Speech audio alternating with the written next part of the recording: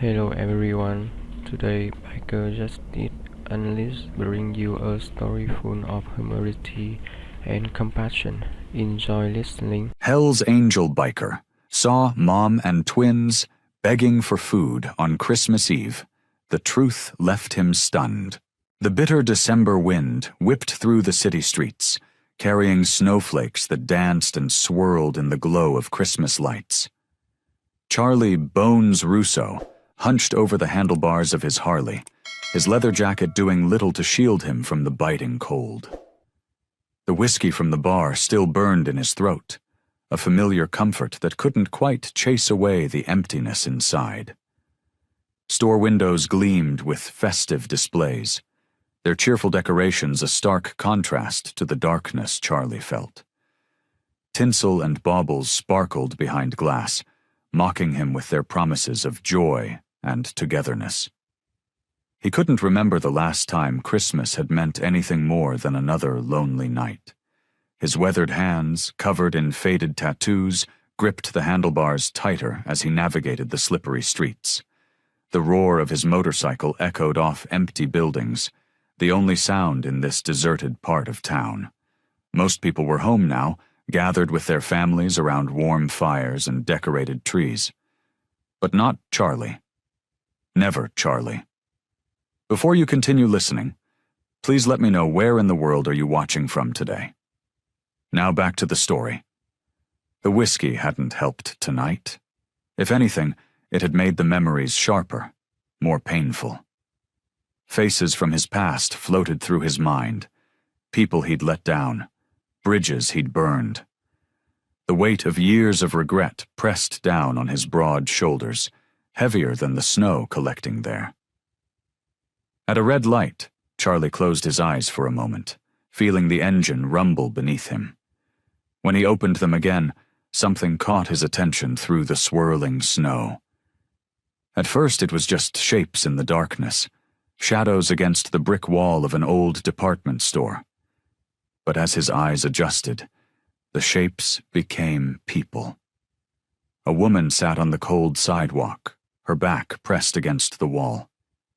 She couldn't have been more than 35, but exhaustion had carved deep lines into her face. Two small figures huddled against her sides. Little girls, identical twins by the look of them. They shared the same delicate features, the same frightened eyes that seemed too old for such young faces. The sight hit Charlie like a physical blow. The girls couldn't have been more than 4 years old, their small bodies wrapped in thin blankets that offered little protection against the brutal cold. Their cheeks were streaked with tears and grime, and they clung to each other as if afraid the wind might tear them apart. The woman held out a paper cup with trembling hands. A piece of cardboard lay beside her, its message written in careful letters. "Please help. Christmas with my girls, but no home." The words seemed to float in Charlie's vision, stirring something deep inside him, something he thought had died years ago. He watched as one of the twins buried her face in her mother's side, while the other stared straight ahead with empty eyes. Their small shoulders shook with cold, and Charlie could see their breath forming tiny clouds in the freezing air. Something cracked inside his chest, a wall he'd built long ago beginning to crumble. The familiar numbness that had been his constant companion for so many years started to fade, replaced by an unfamiliar ache. His hand moved almost of its own accord, reaching for the window control. The electric window hummed as it lowered, letting in a blast of icy air that carried snowflakes into the cabin. Charlie leaned towards the opening, his gruff voice ready to break the silence of the snowy night. Charlie eased his motorcycle to the curb, the engine's rumble fading to silence. Snow crunched beneath his heavy boots as he approached the huddled family. The little girls pressed closer to their mother, their eyes wide with uncertainty. "Evening, ma'am," Charlie said, keeping his voice gentle despite his rough appearance. "I couldn't help but notice you folks out here in the cold. Could I maybe buy you all something to eat?" The woman's eyes filled with tears, but she held herself straight, protective arms around her daughters. That's very kind of you." Her voice trembled slightly. "I'm Sarah, and these are my girls, Jenna and Lily." The twins watched him with matching blue eyes, their small faces nearly identical except for a tiny freckle under Jenna's right eye.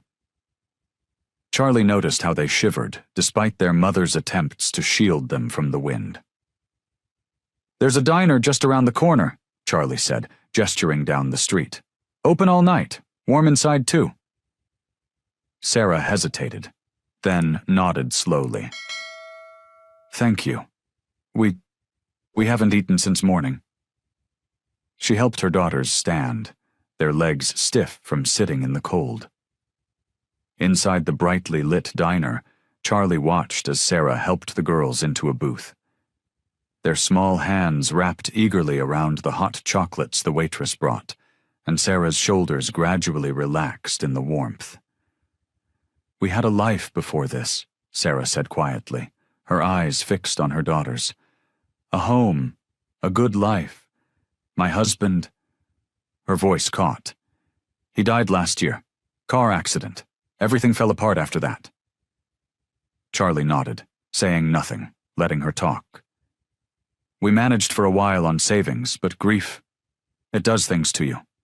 I couldn't focus at work, lost my job. Then the rent—" She shook her head. "We've been on the streets for 2 months now." The waitress brought plates of hot food, and the twins began eating with careful, measured bites, as if afraid the food might disappear. Sarah watched them with a mixture of love and heartache. "You know," she said suddenly, looking at Charlie more closely, "you remind me of someone. My husband, he used to be part of a biker gang years ago, before he turned his life around." She reached into her coat and pulled out a worn photograph. "He kept this picture." Charlie's heart stumbled as she placed the photo on the table. There he was, younger and smiling, arm thrown around a man he hadn't thought about in years. Sammy. "Sammy Evans," Sarah said softly. "He talked about you sometimes, Charlie. Said you were the best friend he ever had back then. After rehab, he tried to find you. Wanted to reconnect?" Charlie stared at the photograph, his throat tight. Sammy's face looked back at him, frozen in time, full of life and hope. The same hope he'd seen in Sammy's eyes the last time they'd spoken, when Sammy had told him about going to rehab.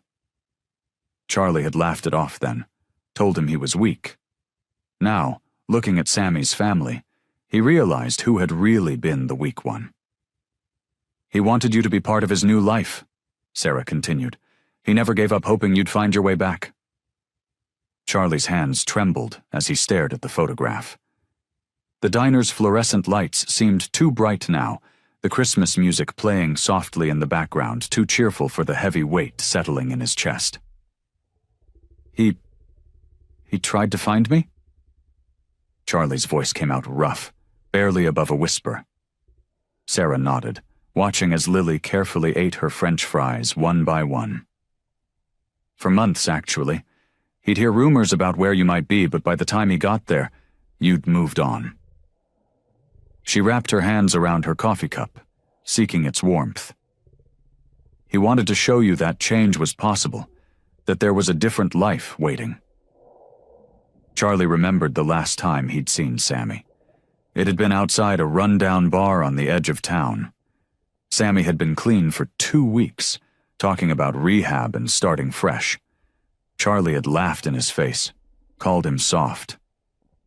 "You're gonna end up dead in a ditch somewhere," Charlie had told him that night. "That's what happens to guys who can't handle this life." But Sammy had proved him wrong. So terribly wrong. The waitress returned with more coffee, and Charlie watched as Sarah helped Jenna cut her pancakes into smaller pieces. The simple act of motherly care made his chest ache. This was the life Sammy had built, the life Charlie had mocked him for wanting. We used to ride together, Charlie found himself saying, his voice distant. Me and Sammy started out doing small stuff, running errands for the older guys in the gang. Thought we were so tough. He shook his head, memories flooding back. Sammy always had a good heart, though. Even back then, he'd give his last dollar to someone who needed it more. Sarah's eyes softened. That sounds like him. He never lost that, you know, even after everything. Charlie remembered more now. Memories he'd tried to drink away over the years. Sammy pulling him away from fights that would have gotten him killed.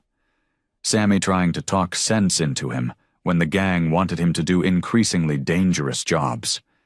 Sammy being the voice of reason Charlie never wanted to hear. I should have listened, Charlie muttered, more to himself than to Sarah. When he talked about getting clean, starting over, I should have listened. The twins had finished their meals and were now leaning against each other, their eyes heavy with sleep. They looked so innocent, so trusting.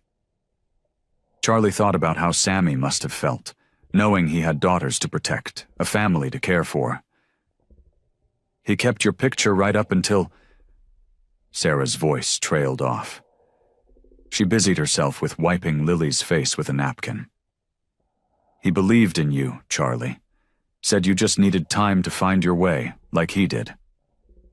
The guilt hit Charlie like a physical blow.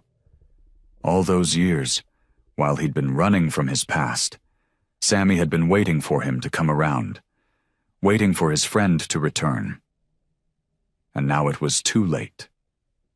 Charlie stared at his reflection in the diner's window, seeing for the first time how far he'd fallen. While Sammy had built something beautiful, Charlie had just kept sinking deeper into the darkness. The weight of his choices, his mistakes, pressed down on him like a heavy blanket. Charlie pushed open the diner's door the next morning, the bell's cheerful jingle a stark contrast to his troubled mind. He hadn't slept much, his thoughts filled with memories of Sammy and the sight of those little girls shivering in the cold. The familiar smell of coffee and pancakes filled the air as he scanned the room. His heart jumped when he spotted Sarah at a corner booth, her shoulders slumped. Jenna and Lily were playing with paper placemats at a nearby table, coloring with crayons the waitress had given them. Mind if I join you? Charlie asked, his gruff voice softer than usual. Sarah looked up, dark circles under her eyes telling a story of sleepless nights. She nodded, wrapping her hands around a coffee cup that had long gone cold. The girls seem happy, Charlie said, glancing at the twins. Lily was drawing what looked like a rainbow, while Jenna concentrated on turning her placemat into a paper airplane. They're good at making the best of things, Sarah replied, her voice tired. Kids are resilient that way, I guess. Charlie cleared his throat, uncomfortable with what he wanted to say next. Listen, Sarah. I've been thinking. I know some people who own apartment buildings. Nothing fancy but clean and safe. Maybe I could... No. Sarah's response was quick and firm. She straightened in her seat, pride flashing in her eyes. I appreciate the food, Charlie, really, but I can't accept charity. It's not charity, Charlie insisted, leaning forward. Think of it as helping family. Sammy was like a brother to me. A brother you hadn't spoken to in years, Sarah shot back, then immediately looked sorry. I didn't mean... No, you're right, Charlie admitted, running a hand through his beard. I wasn't there for him, but I'm here now, and those girls... He glanced at the twins again. They deserve better than the streets. Sarah's eyes welled with tears, but she blinked them away quickly. You don't understand. I need to do this on my own. I need to know I can take care of my children without depending on someone else. And how's that working? Out? The words came out harsher than Charlie intended. He softened his tone. Sometimes being strong means knowing when to accept help. Sarah watched her daughters for a long moment. Lily had abandoned her drawing and was now trying to help Jenna fold her airplane. Their giggles carried across the diner. "If," Sarah started, then stopped. She took a deep breath. "If I agreed, I'd need to pay you back. Every penny. I won't be anyone's charity case." Charlie nodded slowly. "Whatever you want. We can work something out." "I mean it, Charlie. I need to do this my way." "Okay," he agreed, though frustration bubbled inside him. Why couldn't she see he was just trying to help? "Your way. But at least let me make some calls." Sarah hesitated, then gave a small nod. "I should get the girls ready for the day." She stood up, gathering her worn jacket. "Thank you, Charlie, for trying." Charlie watched her collect the twins, their small hands finding hers automatically. As they walked out into the cold morning, he wondered if he was doing the right thing. Maybe he was just making everything more complicated. But the image of those girls sleeping on the street wouldn't leave his mind. He had to try, even if Sarah's pride made it harder than it needed to be. Charlie's motorcycle rumbled to a stop outside the shelter, his arms laden with grocery bags. The December wind cut through his leather jacket, but he barely noticed the cold anymore. This had become his routine over the past week, showing up with supplies, checking on the family that had unexpectedly entered his life. Inside, the shelter's fluorescent lights cast harsh shadows across the worn linoleum floor. The place smelled of industrial cleaner and too many people living in close quarters. Charlie spotted Sarah and the twins at their usual corner, where they'd managed to create a small semblance of home with the few belongings they had left. "Look who's here," Sarah called out to the girls, her voice friendly but still guarded. Lily's face lit up at the sight of Charlie. She scrambled to her feet and ran toward him, her small arms wrapping around his leg. Charlie felt his throat tighten. He still wasn't used to such open affection. "Hey there, kiddo," he said, his gruff voice softening. "Got something for you and your sister?" He reached into one of the bags and pulled out two small stuffed animals, a rabbit for Lily and a bear for Jenna. Jenna approached more cautiously, but her eyes sparkled at the sight of the bear. She took it carefully, as if afraid it might disappear. "What do we say?" Sarah prompted.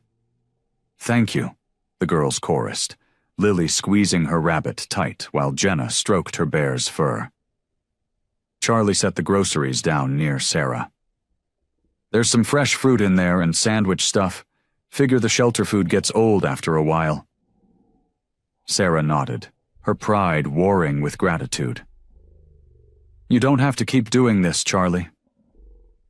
"I know," he replied simply, watching as Lily tugged at his jacket, wanting to show him her latest crayon drawing. He let the little girl lead him to their corner, where drawings covered the wall, bright splashes of color against the institutional beige. Lily pointed to each one, explaining the stories behind them with the earnest enthusiasm only a 4-year-old could muster. Charlie settled onto the bench near their space, amazed at how these small moments had become the highlight of his days. Jenna eventually joined them, holding up her bear to participate in the conversation. The girls chattered away, sharing their simple dreams of having a house with a backyard and a puppy. Sarah busied herself organizing the groceries, keeping her distance but watching the interaction with a mixture of concern and something softer. Maybe hope. Charlie caught her eye occasionally, noting how she seemed torn between wanting to trust him and fearing to do so. As he watched the twins play with their new toys, Charlie felt something shift inside him. The hard edges of his life, the countless nights in bars, the lonely rides, the weight of his past mistakes, seemed to soften around these two little girls. Lily's trust in him, shown in the way she constantly sought his attention, and Jenna's gradual warming to his presence, touched something he thought had died long ago. He pulled out his phone while the girls were distracted with their toys, beginning to search for job listings and affordable housing in the area. The screen glowed with possibilities, entry-level positions that might suit Sarah's skills, apartment complexes that offered reasonable rates. He made mental notes, knowing he'd have to approach the subject carefully with Sarah, respecting her need for independence while still trying to help. The girls' laughter echoed through the shelter as they acted out a story with their new toys, and Charlie felt a profound sense of peace settle over him. For the first time in years, he knew exactly where he needed to be. The winter sun had barely risen when Charlie pulled up outside Mickey's auto shop. The familiar smell of motor oil and cigarette smoke brought back memories of his younger days, when he'd spent countless hours here with his old crew. Now, the worn brick building represented something different, a chance to help Sarah and her girls. Mickey, a heavy-set man with grease-stained hands and salt-and-pepper hair, emerged from behind a beaten-up Chevy. "Well, look who it is, Bones himself." "Been a while, Mick," Charlie said, accepting the man's firm handshake. Inside Mickey's cramped office, Charlie explained Sarah's situation. Mickey listened, nodding occasionally, his weathered face softening at the mention of the twins. "Actually," Mickey said, reaching for his phone, "my sister-in-law manages some apartments on Oak Street. Nothing fancy, but they're clean, quiet, good neighborhood too." One phone call led to another, and soon Charlie found himself with an address and a possible solution. The apartment was small but affordable, with 2 bedrooms and a patch of grass the girls could play on. Mickey's sister-in-law even offered to waive the security deposit as a favor. Charlie's heart raced as he guided his motorcycle through the city streets toward the shelter. The possibility of helping Sarah and the girls find stability made him feel lighter than he had in years. He rehearsed how he'd present the news, trying to find words that wouldn't wound Sarah's pride. Inside the shelter, he found Sarah helping the twins with a puzzle. Lily's face lit up when she saw him, but he noticed the dark circles under Sarah's eyes, the slight tremor in her hands as she arranged the puzzle pieces. "Sarah," he said, settling onto the bench beside them, "got some news I want to share with you." She looked up, curiosity mixed with caution in her expression. The twins continued playing, oblivious to the tension in their mother's shoulders. "I talked to some old friends," Charlie began carefully. "Found a place that might work for you and the girls. It's not much, but it's clean, safe, 2 bedrooms, small kitchen. There's even a little yard." Sarah's eyes widened, hope flickering across her face for just a moment. Then, like a switch being flipped, her expression hardened. "You went looking for an apartment for us?" Her voice was quiet but sharp. "Just making some calls," Charlie said, trying to keep his tone light. "The rent's reasonable, and—" "No." Sarah stood up abruptly, her hands clenched at her sides. "I can't accept that." "Sarah, please. I don't need handouts from strangers," she cut in. "I don't need you solving my problems." Charlie felt like he'd been punched in the gut. "This isn't charity. It's just what?" Sarah's voice cracked slightly. "Just a man I barely know trying to sweep in and fix everything. I can take care of my own children." The twins had stopped playing, watching their mother with worried expressions. Lily clutched her puzzle piece tightly, looking between Charlie and Sarah with confused eyes. "I'm not trying to—" Charlie started, but Sarah shook her head. "Thank you for the thought," she said firmly. "But no. We'll figure this out on our own." Charlie sat there, stunned and hurt, watching as Sarah turned away to comfort her daughters. The hope he'd carried into the shelter crumbled, leaving him with a familiar emptiness and no idea what to do next. Charlie's motorcycle roared through the empty streets, but the engine's rumble couldn't drown out the hurt and frustration churning inside him. Sarah's words echoed in his mind. "I don't need handouts from strangers." The rejection stung worse than he'd expected. He pulled into his usual spot outside his apartment building, a run-down complex that matched his mood. Inside, he paced the worn carpet, running his hands through his graying beard. The Christmas lights from neighboring windows cast shadows on his wall, a reminder of the holiday, spirit he couldn't seem to capture. For 3 days, Charlie stayed away from the shelter. He threw himself into work at the garage, trying to forget the disappointment in Sarah's eyes. But every time he closed his own, he saw Lily's face, her small hands clutching that puzzle piece. The image haunted him. On the 4th day, he rode past the shelter, keeping his distance. Sarah was outside with the twins, collecting coins in their paper cup. The temperature had dropped even lower, and he could see Jenna and Lily huddled together, sharing a thin blanket. Sarah's face looked more drawn than ever, her shoulders hunched against the cold. The sight made his chest tighten. He watched as person after person walked past them, barely glancing their way. A few dropped coins in their cup, but most just hurried by, lost in their own holiday preparations. More days passed. Charlie kept his distance but couldn't stop thinking about them. He noticed Sarah looking more exhausted each time he drove by. The girls' clothes seemed thinner, their faces paler. The holiday decorations around the city only highlighted their desperate situation. Christmas morning arrived with fresh snow.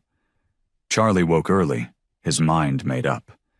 He'd spent the previous day preparing, buying a full turkey dinner with all the trimmings from the best diner in town, picking up small gifts for the twins, and even finding a warm coat for Sarah. The packages filled the back seat of his borrowed truck. "This has to work," he muttered to himself as he drove through the quiet streets. The city was still sleeping, wrapped in its Christmas morning peace. Steam rose from the hot food containers as he carried them toward the shelter's entrance. But something felt wrong. The usual morning bustle was missing. No voices drifted from inside, no sound of children playing. Charlie's steps slowed as he approached the door. Inside, the shelter was quiet. Too quiet. He made his way to Sarah's usual spot, but her few belongings were gone. The worn blankets they used were missing, the small area they'd called home now empty. "Sarah?" he called out, his voice echoing in the space. A few other residents looked up, but no one answered. "The woman with the twins?" he asked an elderly man nearby. "Have you seen them?" The man shrugged. "Left last night. Didn't say where they were going." Charlie's hands trembled as he set down the food containers. The gifts suddenly felt heavy in his arms. He rushed outside, scanning the street in both directions, but there was no sign of them. The panic rose in his chest like a tide. "Sarah!" he shouted into the empty street. The snow muffled his voice, and only silence answered. They were gone, and he had no idea where to look for them. The winter wind whipped around Charlie as he hurried down the slushy sidewalks. His boots left heavy tracks in the fresh snow as he moved from one storefront to another, his leather jacket doing little to keep out the biting cold. "Please," he said to a woman sweeping the steps of her shop. "Have you seen a woman with twin girls? They're about 4 years old." His voice cracked with desperation. The woman shook her head, and Charlie moved on. He checked the bus station, the park where the girls liked to play, and even the diner where he'd first bought them a meal. Each empty location made his heart sink lower. His phone felt heavy in his pocket. He had Sarah's number. She'd given it to him reluctantly weeks ago. But every call went straight to voicemail. The cheerful holiday music drifting from nearby stores felt like a cruel joke. After 3 hours of searching, Charlie's legs ached from walking. His fingers were numb from the cold, but he couldn't stop. He found himself back near the shelter, where an elderly shopkeeper was arranging Christmas displays in his window. The woman and her girls? the man said when Charlie asked. Yeah, I saw them early this morning. Poor things were waiting at the bus stop before dawn.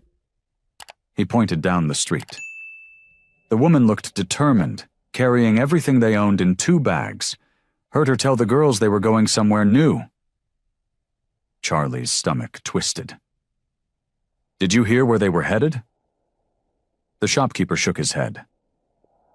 She bought some snacks for the road, said something about starting fresh. That's all I know. Charlie thanked him and walked back to his motorcycle. The snow was falling harder now, covering the city in a thick white blanket. He stood there, letting the cold seep into his bones, feeling as lost as the snowflakes swirling around him. The Christmas lights blurred through his vision as he blinked back unexpected tears. He'd failed them, failed Sammy, just like he'd failed at everything else in his life. Hours passed as Charlie rode through the city streets. The sun set, but he kept driving, watching families through lit windows celebrating Christmas together. Each happy scene was a reminder of what Sarah and the girls wouldn't have this year. His mind raced with possibilities. Maybe he should have pushed harder to help them. Maybe he should have been more patient with Sarah's pride. Or maybe he should have stayed away completely, let them figure things out on their own like Sarah wanted. The gas gauge on his bike dipped low, forcing him to stop at a station. As he filled the tank, he caught his reflection in the window, a weathered face lined with worry, shoulders heavy with defeat. The tough biker exterior felt like a joke now. What good was being tough when he couldn't even help one family? He thought of Lily's smile when he'd brought her that puzzle last week, and Jenna's quiet thank you when he'd given them warm mittens. Those small moments had meant something. They had to have meant something. But now they were gone.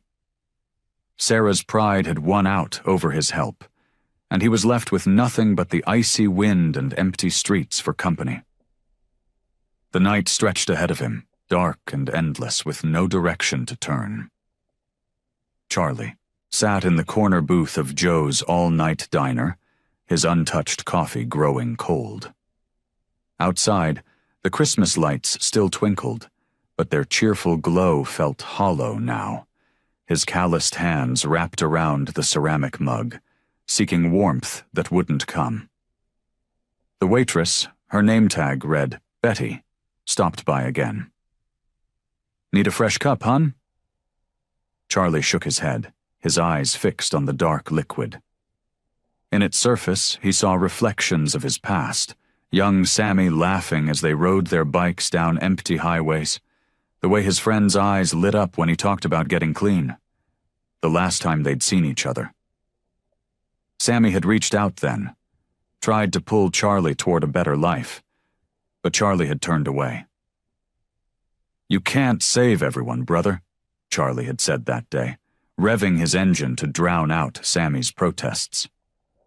Now, sitting in the quiet diner with Christmas carols playing softly in the background, those words came back to haunt him. He'd abandoned Sammy when his friend needed him most. He'd walked away from the one person who believed he could be better.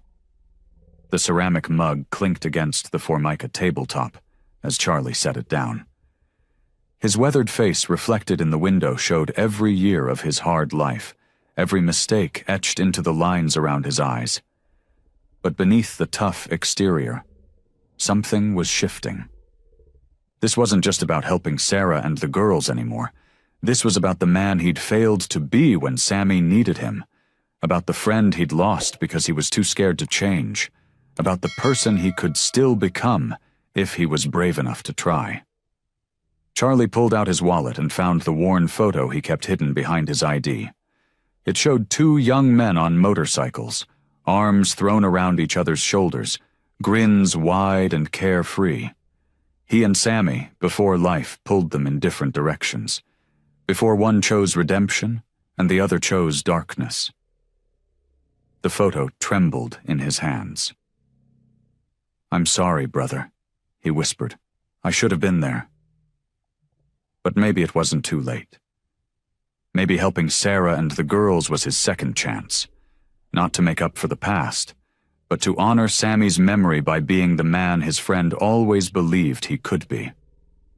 Charlie left some cash on the table and walked out into the cold night.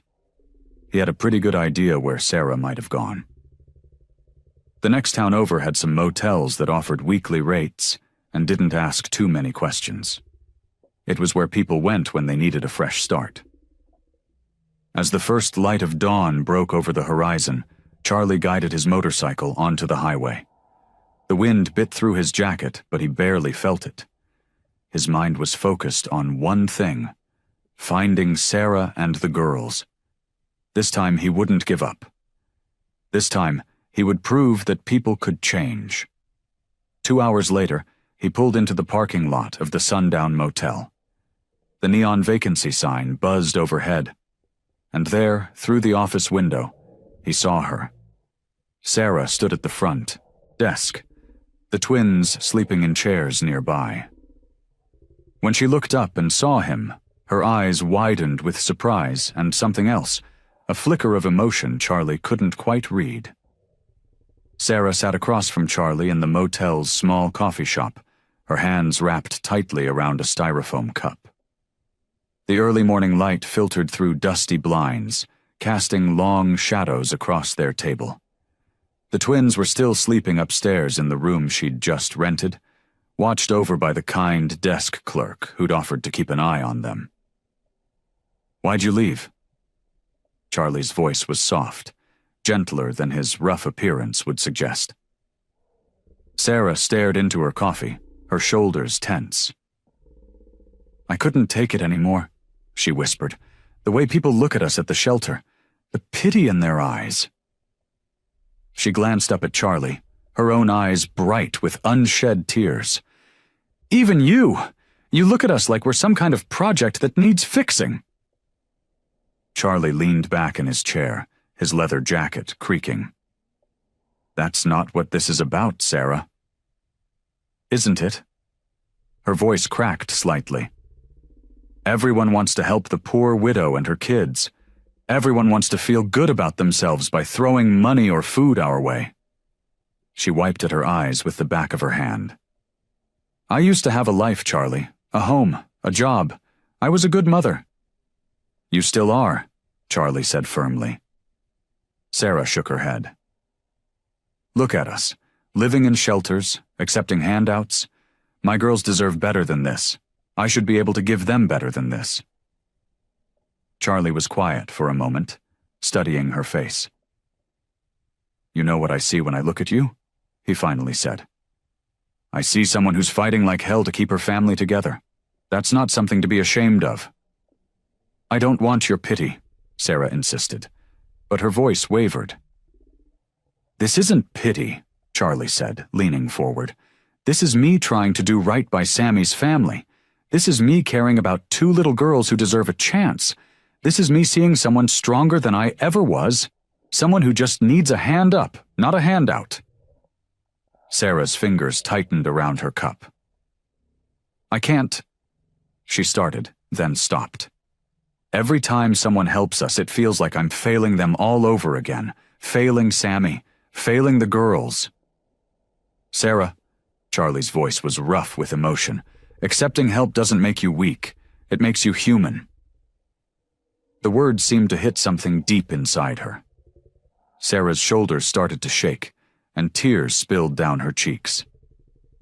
"I miss him so much," she whispered, "and I'm so scared of letting anyone else in, of depending on anyone else, because what if—" She couldn't finish the sentence. "What if they leave too?" Charlie finished for her. Sarah nodded, wiping at her tears. "I've been holding on to my pride because it's all I have left," she admitted.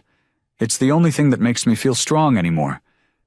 But maybe—" She looked up at Charlie, really looked at him for the first time. "Maybe being strong isn't about doing everything alone." Charlie reached across the table, hesitated, then gently patted her hand. "Let me help, Sarah. Not because I pity you, but because I want to. Because those girls up there deserve it. Because Sammy would have wanted it. Sarah took a deep, shaky breath. After a long moment, she nodded. Okay, she whispered. Okay. The morning sun cast long shadows through the shelter's windows as Charlie helped Sarah pack the few belongings they had into cardboard boxes. His weathered hands carefully wrapped the twins' worn stuffed animals in newspaper, treating each item as if it were made of glass. Are we really going to have our own room? Lily asked, bouncing on her toes as she clutched her favorite blanket. You sure are, sweetheart, Charlie replied, his gruff voice softening. You and your sister both. Jenna stood closer to Sarah, watching with wide eyes as their mother folded their clothes. Will there be a park nearby? She asked quietly. Sarah smiled, reaching out to smooth her daughter's hair. Yes, honey, and a playground too. Charlie felt something shift in his chest as he watched them. For years, he'd lived with the weight of his past mistakes, but now, helping this small family felt right. It felt like purpose. The moving company arrived right on schedule, a favor called in from one of Charlie's old contacts. The movers worked quickly, treating Sarah and the girls with respect. Charlie noticed how Sarah's shoulders relaxed slightly when she realized no one was judging them. You doing okay? He asked her as they watched the movers load the last box. Sarah nodded, wrapping her arms around herself. It feels strange, she admitted. Like I'm dreaming. The drive to the apartment was short, but filled with the twins' excited chatter from the back seat of Sarah's old car. Charlie followed behind on his motorcycle, keeping a watchful eye on them through the traffic. The apartment building wasn't fancy, but it was clean and well-maintained. A small playground sat in the courtyard, and flower boxes decorated the windows. As they climbed the stairs to the second floor, Jenna and Lily held hands, their eyes wide with wonder. Charlie unlocked the door, stepping back to let them enter first. The apartment was modest, 2 bedrooms, a small living room, and a kitchen with dated but functional appliances. Sunlight streamed through clean windows, making the space feel warm and welcoming. This is all ours? Lily whispered, her small hand reaching for Charlie's leather jacket. All yours, he confirmed, his voice rough with emotion. The movers worked efficiently, placing boxes in their designated rooms. Charlie had already arranged for basic furniture. Beds, a couch, a kitchen table with chairs. Nothing fancy, but solid and comfortable.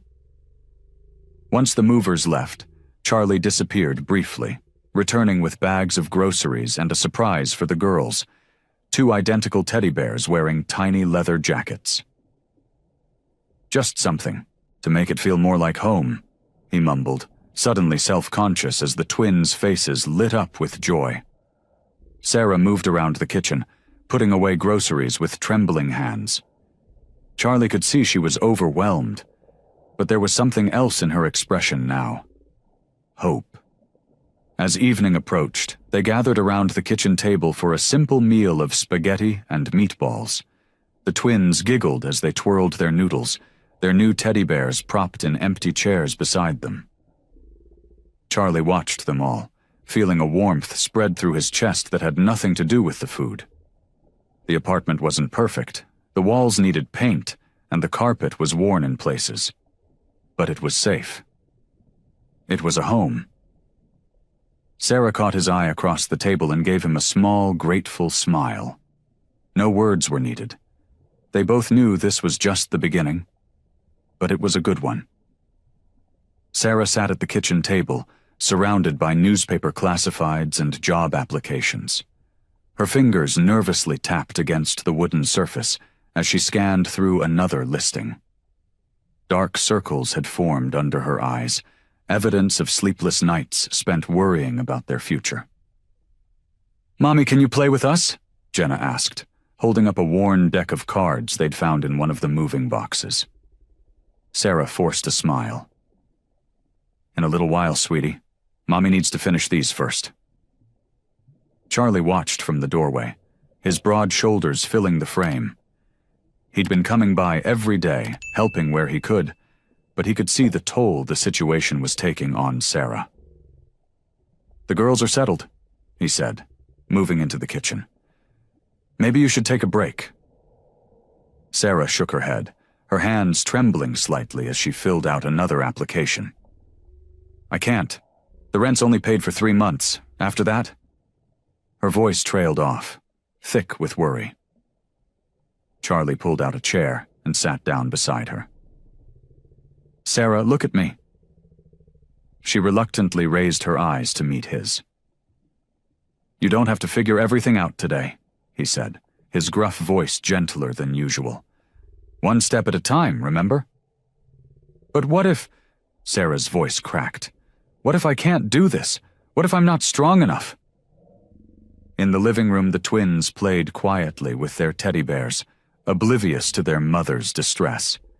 The sound of their innocent laughter drifted into the kitchen. "You're already stronger than most people I know," Charlie said, "and you're not alone anymore." Sarah wiped at her eyes with the back of her hand. I want to do right by them. They deserve so much better than this." Charlie reached into his leather jacket and pulled out a few business cards. "I talked to some people I know. There's a warehouse looking for office help, and a friend's sister runs a daycare center that needs staff." Hope flickered across Sarah's face as she took the cards. Her hands steadied slightly as she read through them. Over the next few days, Charlie helped Sarah prepare for interviews. He watched her practice answers in front of the mirror, her confidence growing with each attempt. The warehouse job seemed promising. They'd called her back twice. But then came the phone call. Sarah's face fell as she listened to the voice on the other end. Charlie, who'd been helping the twins with a puzzle, knew immediately from her expression what had happened. Sarah's voice wavered as she hung up the phone. "They gave it to someone with more experience."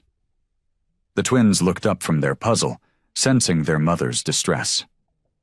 Charlie quickly distracted them with another piece to place. Sarah sank into the couch, her shoulders slumping. "I really thought... they seemed so positive about it." Her voice was barely above a whisper. "I'm failing them all over again." Charlie watched as she buried her face in her hands, her body shaking with silent sobs. The weight of her disappointment filled the room, making the small apartment feel even smaller.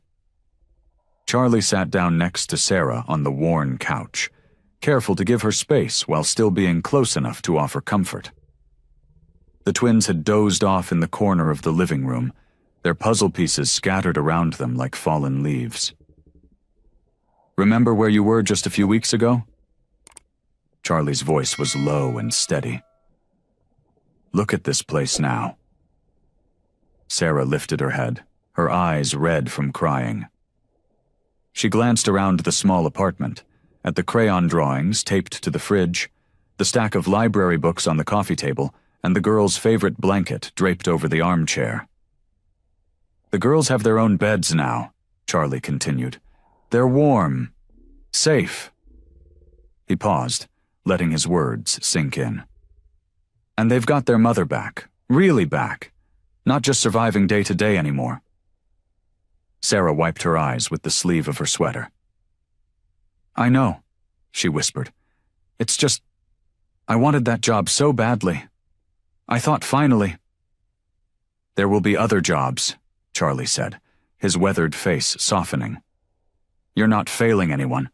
Look at how happy the girls are."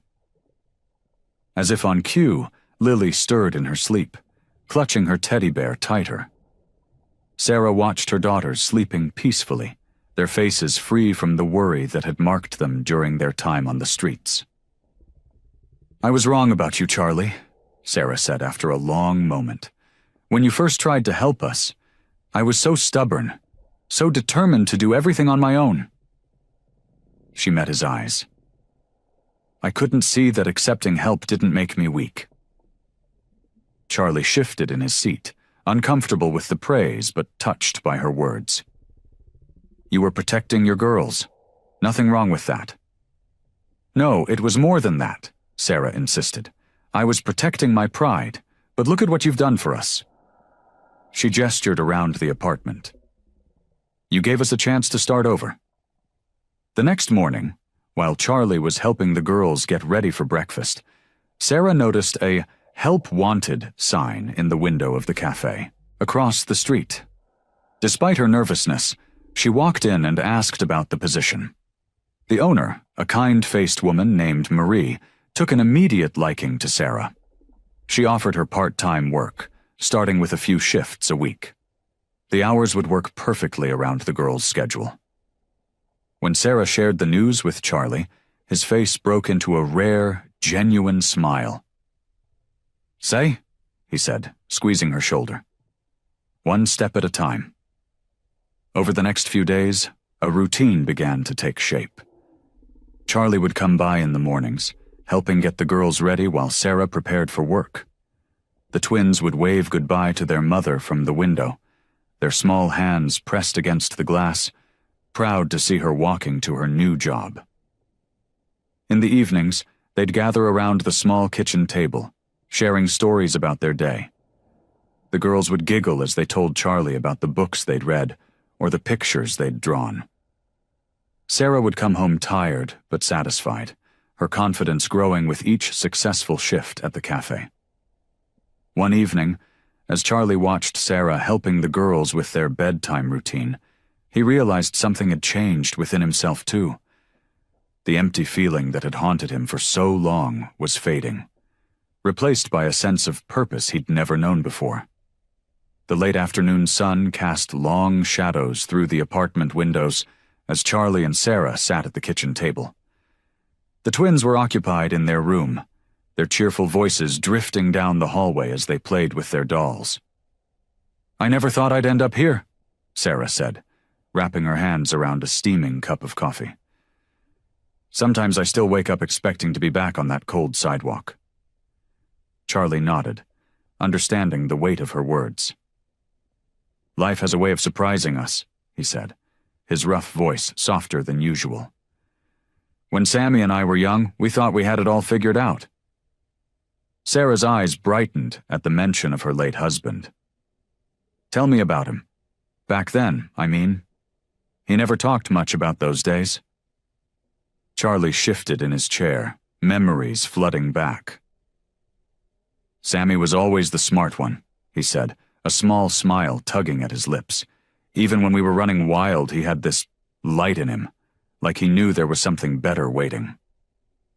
That's the man I knew, Sarah said quietly. He never gave up on people. Even you, Charlie. He kept that photo, kept hoping you'd find your way back. The words hung between them, heavy with meaning. Charlie looked down at his worn hands, the tattoos faded with time. I wish I'd known. Wish I'd been there when... You're here now, Sarah interrupted gently. That's what matters. From the other room, they heard Lily call out, Mama Charlie, look what we made! The twins came running in, holding up crayon drawings. Jenna's showed a house with 4 stick figures in front of it. Charlie's heart caught when he realized one of those figures was him, complete with a scraggly beard and leather jacket. It's beautiful, Sarah said, pulling her daughters close. Why don't we put these on the fridge? As they arranged the artwork, Charlie watched the 3 of them together. Sarah's strength showed in every gentle movement, every patient word with her girls. She'd been through hell, but hadn't let it dim her spirit. You know what? Charlie said suddenly. It's too nice to stay inside. How about we head to the park?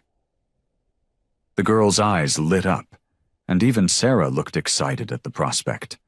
They hadn't been to the park since moving into the apartment, too busy getting settled, too focused on survival to think about simple pleasures. The park was only a few blocks away, its green expanse a welcome sight after the concrete of their neighborhood. Jenna and Lily ran straight for the swings, their laughter carrying across the playground. "Higher, Charlie," Lily called as he pushed her swing. "I want to touch the sky." Sarah sat on a nearby bench, watching her daughters play. The worry lines that usually creased her forehead had smoothed out, replaced by a genuine smile. The afternoon sun caught her hair, and for a moment Charlie saw her as she must have been before tragedy struck. Young, hopeful, full of joy. "Thank you," she said as Charlie sat beside her. "For this. For everything." Charlie just nodded, words failing him. The peace of the moment settled over them like a warm blanket, the sound of children laughing, the gentle rustle of leaves, the feeling that maybe, just maybe, everything would be all right. The morning light streamed through the cafe windows as Sarah balanced trays with practiced ease. Charlie sat at his usual corner table, watching her work with a sense of pride. She moved confidently between tables, greeting customers with a warm smile that reached her eyes, something he hadn't seen in those early days on the street. "Order up," the cook called, and Sarah whisked away to collect more plates. Charlie sipped his coffee, remembering how nervous she'd been on her first day. Now, 3 months into the job, she had regular customers who asked for her by name. The cafe owner had even mentioned giving her more hours. After her shift ended, they walked together to pick up the twins from their new daycare center. The spring air was warm, and Sarah's step was light. "Mrs. Martinez said the girls are doing great," Sarah said, her voice full of relief. "Lily's really coming out of her shell, and Jenna's making friends." Charlie nodded, his chest tight with emotion. "They're tough kids, like their mama." The daycare was a cheerful building with colorful drawings in the windows.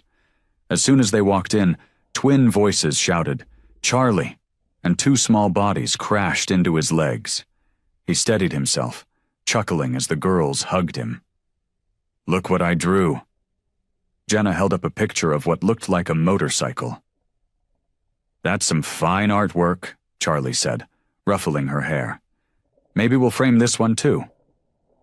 Back at the apartment, Charlie helped the girls with their shoes while Sarah started dinner.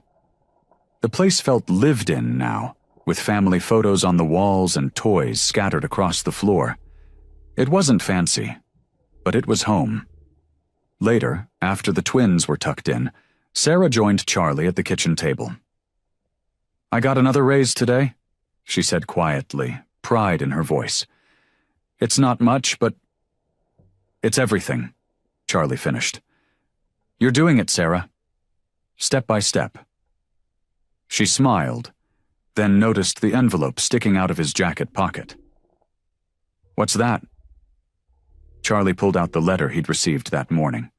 The paper felt heavy in his hands. "It's about Mike, another guy from the old days. He passed away last week." Sarah's face softened with understanding. "Were you close?" "Once upon a time," Charlie said, his voice rough. "Haven't seen him in years, but the funeral's next weekend in Cleveland." "You should go," Sarah said gently. "Find some peace with it." Charlie looked around the apartment, at the crayon drawings on the fridge, the pile of dishes in the sink, the small signs of the life they'd built. "I don't want to leave you and the girls. We'll be fine," Sarah assured him.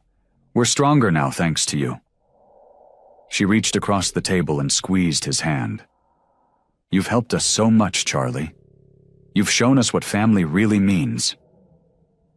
Charlie felt his throat tighten. "You've come so far," he managed. "Both of you, all of you. I'm proud of you, Sarah. And I know Sammy would be too."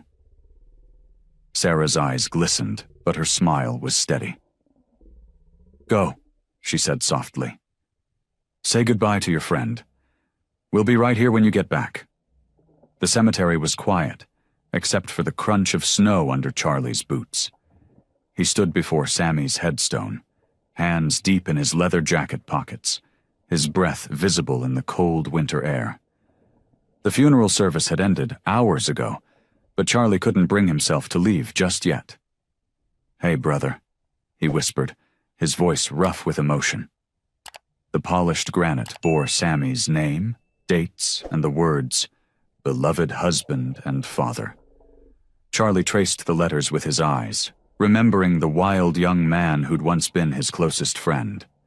Memories flooded back, late nights on their bikes, promises made over bottles of cheap whiskey, dreams of the open road. But while Sammy had found the strength to change, Charlie had stayed lost in the darkness.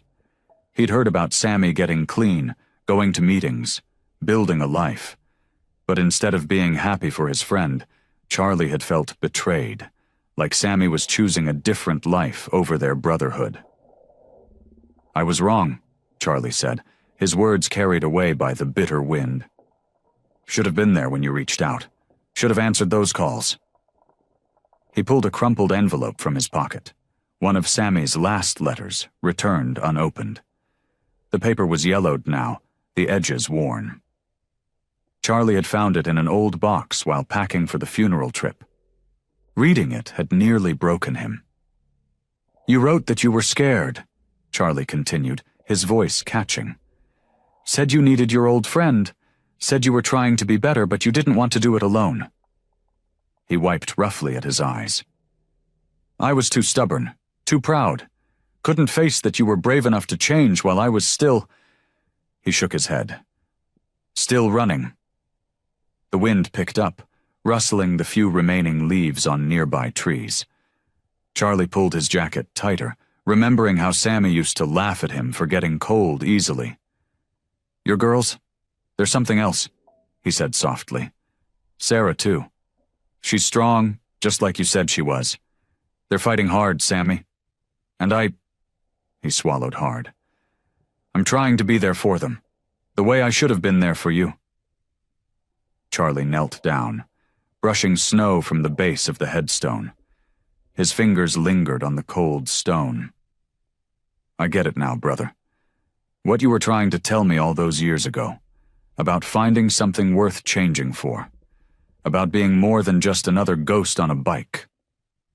Standing slowly, Charlie looked at the grave one last time. The guilt was still there, the weight of years wasted, but something else was growing alongside it, a determination to do better, to be better. He thought about Sarah's strength, the twins' innocent trust, and the second chance he'd been given. "I'm going to make it right," he promised. "Not just for them, but for you too. No more running, no more hiding." Charlie touched the headstone one final time. "I hear you now, brother. Better late than never, right?" As he walked away, his boots leaving tracks in the fresh snow, Charlie felt something shift inside him. The grief was still there, but it was different now. Cleaner somehow, like a wound finally healing properly. He couldn't change the past, couldn't bring back those lost years with Sammy, but he could honor his friend's memory by being the man Sammy had always believed he could be. Charlie pulled up to Sarah's apartment building just as the sun was setting. The Christmas lights strung across neighboring balconies twinkled in the growing darkness, casting soft colors on the fresh snow. He sat in his truck for a moment, gathering his thoughts, the weight of the funeral still heavy in his chest. Inside, he found Sarah sitting at the kitchen table, papers spread out in front of her, bills and job applications mixed together. The twins were playing quietly in the corner with their dolls, wrapped in matching pink sweaters he'd bought them last week. "You're back," Sarah said, looking up. Her eyes searched his face, noting the redness around his eyes. "How was it?" Charlie pulled out a chair and sat down heavily.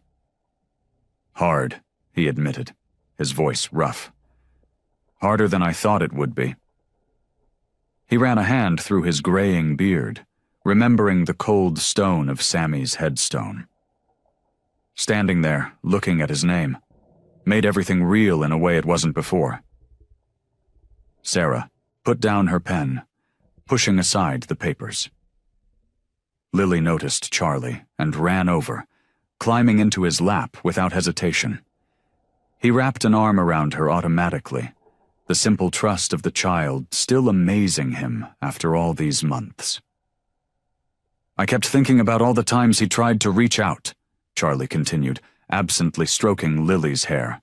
All those letters I never opened, calls I never returned. I was so caught up in my own anger, my own pride. He trailed off, watching as Jenna joined them at the table, dragging her stuffed bear behind her. Sarah's hands trembled slightly as she folded them on the table. He talked about you, you know, even after... She swallowed hard. Even after you stopped responding. He never gave up hope that you'd come around someday. I was a fool, Charlie said quietly. But standing there today, I finally felt like I could let go of some of that guilt. Not all of it. Don't think I'll ever be completely free of that. But enough to breathe better, you know? Sarah nodded, her eyes filling with tears. I haven't been to his grave since the funeral, she whispered. I couldn't face it. Feels like admitting it's real. Maybe it's time, Charlie said gently. Not because you have to, but because sometimes facing the hard things helps us move forward. He looked down at the twins, now both leaning against him. Sammy would want that for you. For all of you. Sarah wiped her eyes, watching her daughters snuggle closer to Charlie. I've been so focused on surviving, on keeping the girls safe and fed, that I haven't really dealt with losing him. It felt easier to just keep moving. I know, Charlie said. But you don't have to do it alone. Not anymore. Sarah reached across the table and squeezed his free hand. Thank you, she said softly. For everything. For being here. For helping us. She took a deep breath, straightening her shoulders. Maybe we could visit him together? When I'm ready? Charlie nodded, feeling something warm and healing settle in his chest. Whenever you're ready, we'll go together. For the first time since he'd known her, Sarah's smile reached her eyes. I think I'd like that, she said. I think it's time to start healing. For real this time. The winter sun cast long shadows through the preschool windows as Charlie helped Sarah bundle up the twins in their new coats. Jenna fussed with her mittens while Lily clung to Sarah's leg, both girls uncertain about this new chapter in their lives. Remember what we talked about? Sarah knelt down, adjusting Jenna's scarf. You're going to make new friends and learn so many exciting things. Charlie watched from nearby, his heart heavy with a mix of pride and concern. The twins had never been away from their mother for more than a few hours, and he could see the worry lines creasing Sarah's forehead. I don't want to go, Lily whispered, her grip on Sarah's leg tightening. Charlie stepped forward, kneeling beside them. Hey, kiddo, he said softly. Remember that brave princess we read about last night? The one who went on an adventure? Lily nodded slowly. Well, this is your adventure. And just like the princess, you've got people who love you waiting for you when you get back. Sarah shot him a grateful look as Lily's grip loosened slightly. The teacher, Ms. Thompson, approached with a warm smile, and after a few more tearful goodbyes, the twins joined their classmates. Later that afternoon, Charlie found Sarah in the break room at Wilson's grocery, where she'd started working full-time. Her green store apron was wrinkled, and dark circles shadowed her eyes. She was staring into a cup of coffee like it held all the answers she needed. Rough day? He asked, pulling up a chair. I missed their first snack time, she said, her voice thick. The teacher said they kept asking for me, and I couldn't be there because I was restocking shelves. She pushed the coffee away. What kind of mother am I? The kind who's working hard to give her girls a better life, Charlie replied firmly. Sarah, look at me. He waited until she met his eyes. 3 months ago, you were living in a shelter. Now you've got a home, a job, and the girls are getting an education. Sarah's shoulders slumped. But what if it's not enough? What if I'm not enough? Her voice cracked. I see other mothers picking up their kids right after school, making organic snacks, organizing playdates. I can barely keep up with laundry and making sure they eat something other than mac and cheese. Charlie leaned forward, his weathered face serious. Those other mothers, they're not raising twins on their own after losing everything. You're doing something much harder, and you're doing it with more grace than anyone I've ever known. Tears spilled down Sarah's cheeks. I want them to have everything. To be happy and normal and not feel different because their mom works all the time and can't afford fancy things. Those girls don't need fancy things, Charlie said gently. They need exactly what they have, a mother who loves them enough to work this hard. And they're not alone. They've got you and... He hesitated, then continued. They've got me too. We'll figure this out together. Sarah wiped her eyes with the back of her hand. I'm so tired of being strong all the time, she admitted. Sometimes I just want to break down and cry. Then cry, Charlie said simply. You don't have to be strong every minute. That's why I'm here. Sarah looked at him for a long moment, then nodded slowly. Together, she repeated, managing a small smile. I think I like the sound of that. Sarah sat at her small kitchen table, staring at the crisp white envelope in her trembling hands. The return address belonged to a law firm she didn't recognize. Charlie leaned against the counter nearby, his presence steady and reassuring as she carefully opened the letter. The twins played with their dolls in the living room, their sweet giggles filling the apartment. Sarah's eyes scanned the formal letterhead, and her breath caught in her throat. The words blurred together at first, but then certain phrases jumped out. Life insurance policy, Mr. Samuel Evans, and most shockingly, sum of $50,000. I don't understand, Sarah whispered, her voice shaking. Sammy never mentioned any life insurance. She looked up at Charlie, her eyes wide with disbelief. How could I not have known about this? Charlie moved closer, his expression gentle. Sometimes people set these things up and forget to mention them. Sammy was always thinking ahead, wasn't he? Sarah nodded slowly, remembering how her husband had always tried to plan for their future. But this is so much money. She set the letter down, her hands still trembling. It would change everything. The paper felt heavy with possibility. Sarah could picture all the things this money could do for them. A better apartment, maybe even a small house someday. The girls could have new clothes, proper winter boots, the art supplies they loved so much. She could cut back her hours at the grocery store, spend more time with them. But something held her back. Pride, maybe, or fear. She'd fought so hard to stand on her own 2 feet, to prove she could make it without help. This felt like a lifeline thrown from the past, from Sammy himself, and it scared her.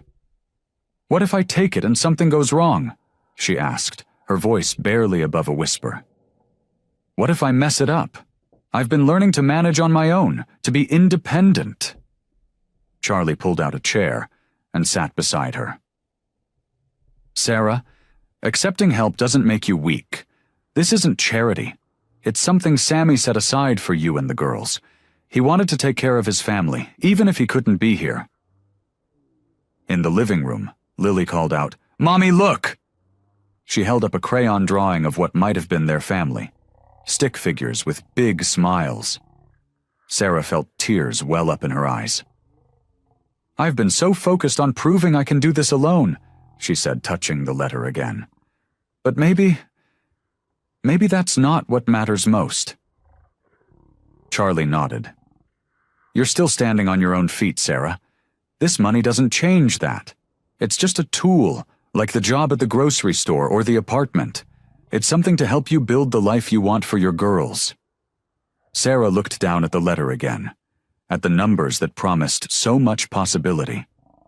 Her heart felt pulled in different directions, grateful for this gift from Sammy, proud of how far she'd come on her own, afraid of depending on anything she couldn't control. "I don't know what to do," she admitted, her voice thick with emotion. "Part of me wants to grab this chance with both hands, but another part—" She trailed off, watching her daughters play, innocent and unaware of the decision weighing on their mother's shoulders. The check sat on the table between them, representing both opportunity and uncertainty. Sarah felt the weight of the choice before her, knowing it could change everything, for better or worse. Charlie watched as Sarah paced the small kitchen, the letter still clutched in her hands. The twins had fallen asleep on the couch, their peaceful faces a stark contrast to their mother's troubled expression. "I just don't know if I can take it," Sarah said, her voice barely above a whisper. "Even though it's from Sammy, it feels like giving up somehow." Charlie shifted in his chair, his weathered face softening. "Sarah, remember what you told me about Sammy? How he always wanted the best for you and the girls?" She nodded, stopping by the window to look out at the night sky. "He worked so hard to change his life, to build something good for us." "Then this money," Charlie said, tapping the letter on the table. "It's just another way he tried to take care of you, even when he couldn't be here himself." Sarah's shoulders tensed. "But I've come so far on my own. The job at the grocery store, managing our budget, making sure the girls have enough to eat." Her voice cracked slightly. "I'm finally standing on my own 2 feet. Taking this money doesn't change any of that," Charlie said firmly. "It doesn't erase how strong you've been. Think about what it could mean for the girls." Sarah glanced at her sleeping daughters, their small bodies curled together like always. Jenna's thumb was in her mouth, while Lily clutched her worn teddy bear. "They could have so much more," she admitted softly. "Better clothes, maybe some new toys. I could start a college fund." "That's right," Charlie nodded. "And you'd still be the one making all the decisions, the one taking care of them. The money's just a tool, Sarah, like anything else." Sarah sat down at the table, spreading the letter out in front of her. Her fingers traced over Sammy's name. "I keep thinking about what he'd say if he were here." "He'd want you to take it," Charlie said gently. "You know that in your heart. This isn't about pride anymore. It's about giving those girls the best chance possible." Tears welled up in Sarah's eyes. "I've been so focused on proving I can do everything alone. Maybe I've been looking at it all wrong." "Being strong doesn't mean refusing help," Charlie said. "Sometimes it means knowing when to accept it." Sarah looked at the numbers again, and for the first time, instead of seeing dependency, she saw possibility.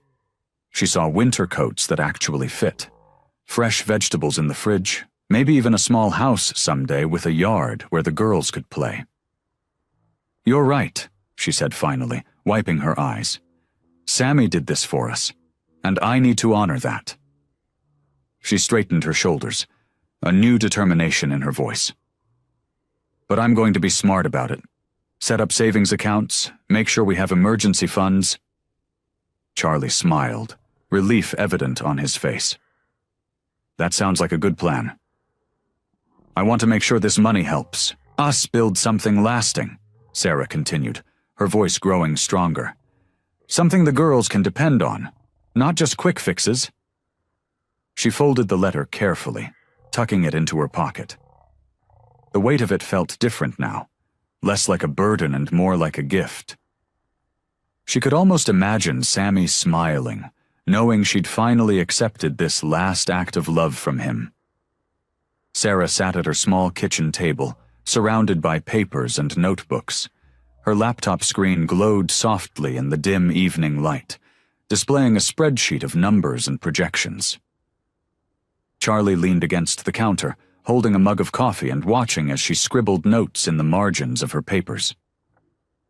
"I've always wanted to open a little bakery," she said, looking up at him. Her eyes sparkled with excitement, but uncertainty crept into her voice. "I used to bake with my grandmother when I was young. She taught me everything she knew." Charlie nodded encouragingly. "You're good at it too. Those cookies you made for the girls' preschool bake sale disappeared in minutes." Sarah smiled at the memory, but then shook her head. It's such a big step. What if I fail? The girls need stability, not their mother chasing pipe dreams." "Hey now," Charlie said, pulling up a chair next to her. His leather jacket creaked as he sat down.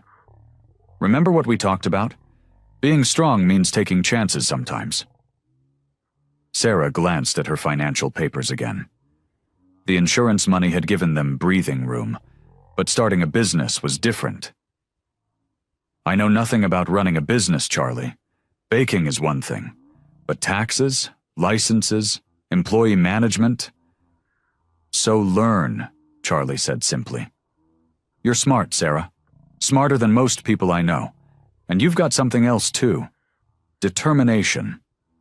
Sarah twisted her pen between her fingers, considering his words. "There's a community college nearby. They offer business management courses." "See, that's thinking smart," Charlie said, his gruff voice softening with pride. "Start with learning what you need to know." Sarah pulled up the college's website on her laptop. The course listings seemed less intimidating now that she was looking at them with purpose rather than fear. "The evening classes would work with my schedule at the grocery store. And my manager already said she'd be flexible with my hours."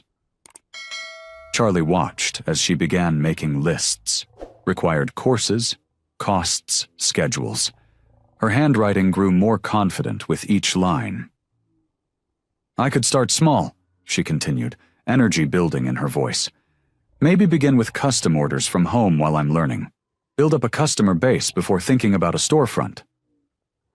"That's the spirit," Charlie said. He pointed to one of her notebooks. "And you've already got some recipes that people love."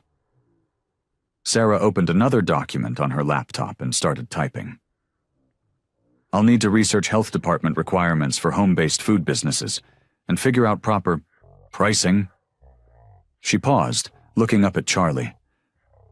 "Am I crazy for even thinking about this?" Charlie shook his head firmly. "No. You're brave for thinking about it. There's a difference." Sarah reached for the business course brochure she'd picked up earlier that week. The pages were already dog-eared from frequent reading. "The next session starts in 2 weeks," she said.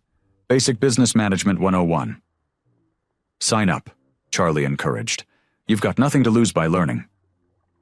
Sarah took a deep breath and clicked on the registration link. As she filled out the form, her hands were steady. For the first time in a long while, she wasn't just surviving. She was planning for a future she actually wanted. She hit the submit button and sat back, a mix of terror and excitement flooding through her. "I did it," she whispered. "I actually did it." Charlie squeezed her shoulder gently. "You sure did. And this is just the beginning." The aroma of roasting chicken and fresh herbs filled the small apartment kitchen. Sarah wiped her hands on her apron, checking the timer on the oven. Through the glass door, she could see the golden brown skin of the chicken, surrounded by perfectly roasted potatoes. "Is it time yet?" Lily bounced on her toes, clutching a handful of forks. "Almost, sweetheart," Sarah smiled, adjusting the girl's slightly crooked pigtail. "Why don't you and Jenna finish setting the table?" The twins scurried to the dining table, carefully placing forks and knives beside the mismatched plates they'd chosen. Jenna stood on her tiptoes to arrange a small bouquet of daisies they'd picked from the park earlier that day. "Charlie's coming, right?" Jenna asked, her small face creased with worry.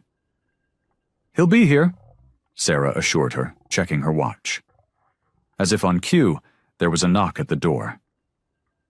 Charlie stood in the hallway, looking slightly uncomfortable in a clean flannel shirt, his silver-streaked beard neatly trimmed. He held a white bakery box in his weathered hands. "I brought dessert," he said gruffly, but his eyes softened as the twins rushed to hug his legs. "Uncle Charlie," they squealed in unison. The title had started appearing naturally in their conversations, and neither Sarah nor Charlie had corrected it. The dinner table looked different from the countless meals they'd shared before. There were cloth napkins instead of paper ones, and Sarah had pulled out her mother's old candlesticks. The flames flickered, casting a warm glow over their faces as they passed dishes around. "Try the green beans," Sarah urged, watching Charlie pile food onto his plate. "I found my grandmother's recipe." Charlie took a bite and nodded appreciatively.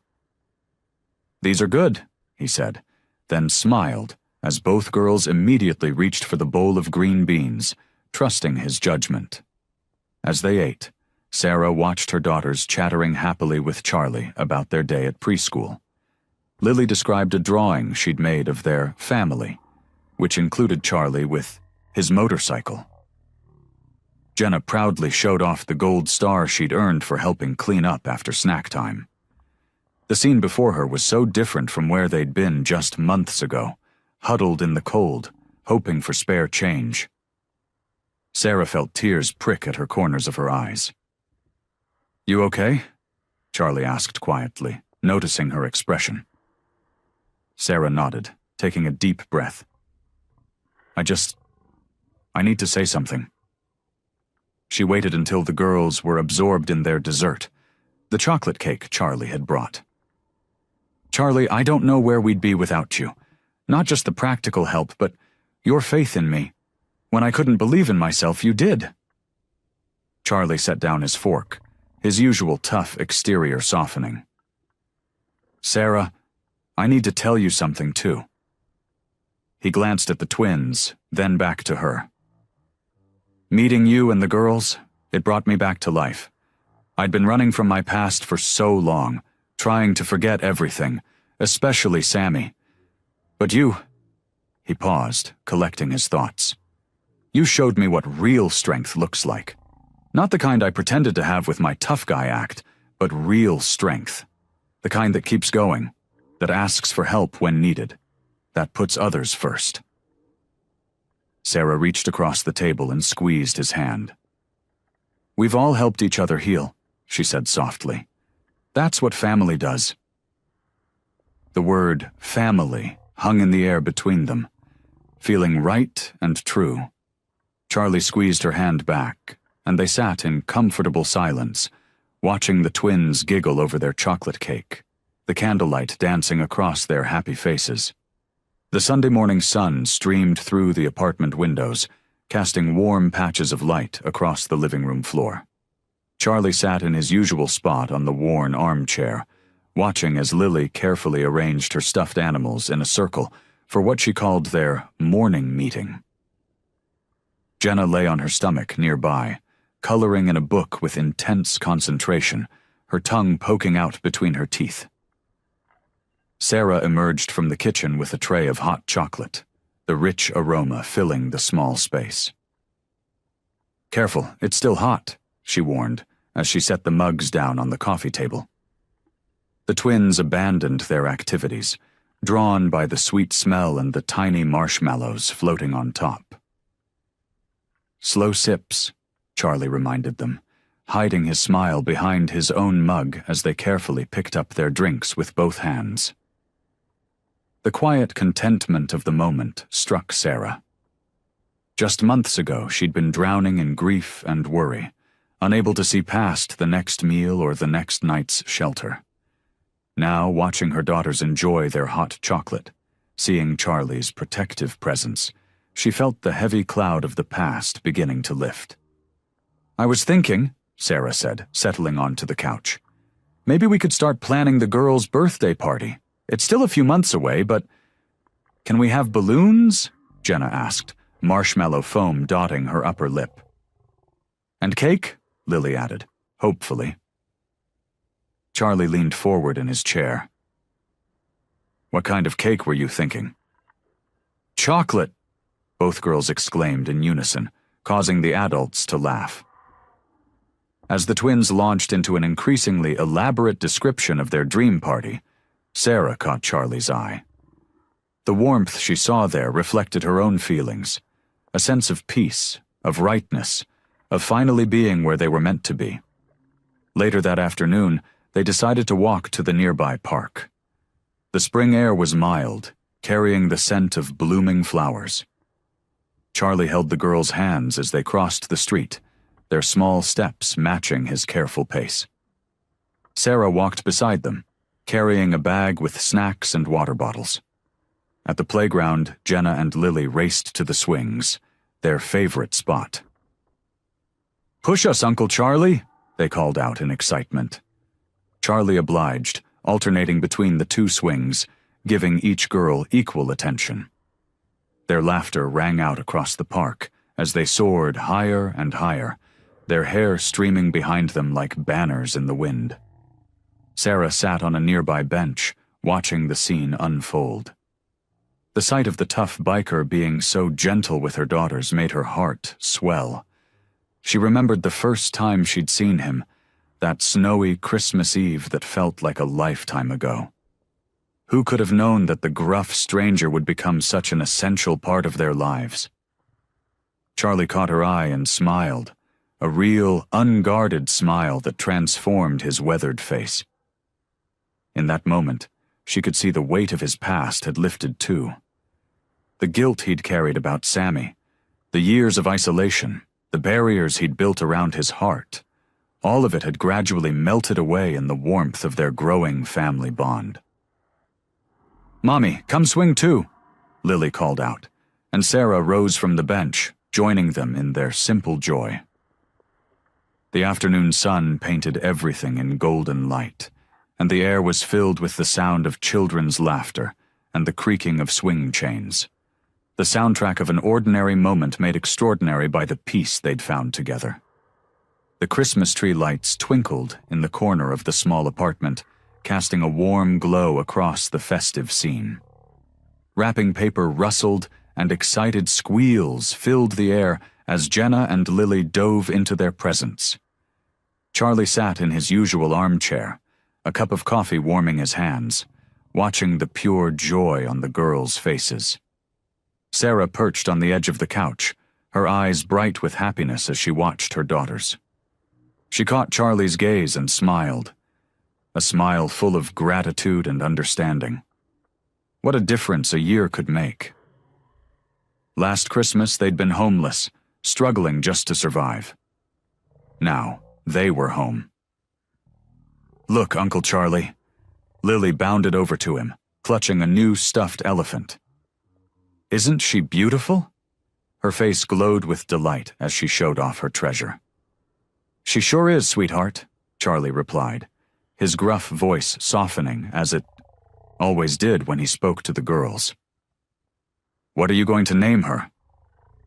"Rosie," Lily declared without hesitation, hugging the elephant close.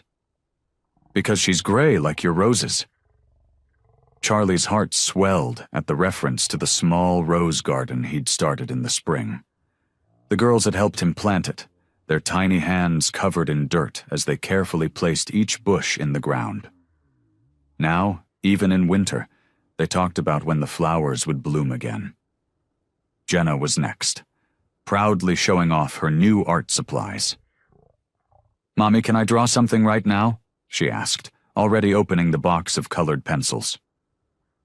"After breakfast," Sarah promised, standing up to gather the scattered wrapping paper. "Remember, we're having special Christmas pancakes." The mention of food sent both girls racing to the kitchen, their new toys temporarily forgotten in the excitement of their traditional breakfast. Charlie watched them go, remembering how thin and tired they'd looked that first night. Now they were healthy, happy, full of life. Sarah paused in her cleanup, holding a small wrapped package. "We have one more gift," she said softly, handing it to Charlie. "It's from all of us." Charlie carefully unwrapped the present, revealing a framed photograph. It showed the four of them at the park last summer, all smiling at the camera. Below the photo was an engraved plate that read, "Our Family." His throat tightened as he stared at the image. They looked like a real family, not perfect, but real. The girls' faces were bright with laughter. Sarah's eyes sparkled with joy, and even his own weathered face showed a genuine smile. "Do you like it?" Sarah asked, her voice gentle. Charlie nodded, unable to speak for a moment. He cleared his throat. "It's perfect," he managed. From the kitchen came the clatter of plates and the girls' excited chatter as they helped set the table for breakfast. The apartment smelled of coffee and pancakes, of pine from the Christmas tree, of home. Charlie set the frame carefully on the side table next to his chair.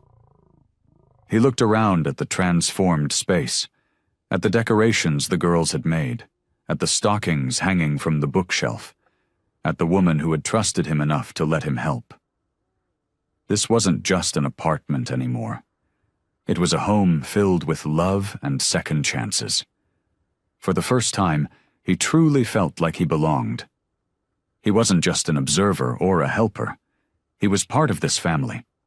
The redemption he'd been seeking hadn't come through grand gestures or making up for past mistakes. It had come through small moments, through daily acts of love and care, through being present in these lives he'd grown to cherish. The sound of the girls calling from the kitchen brought a smile to his face. "Coming," he called back, rising from his chair. This was where he belonged. This was his family. "I hope you like this story.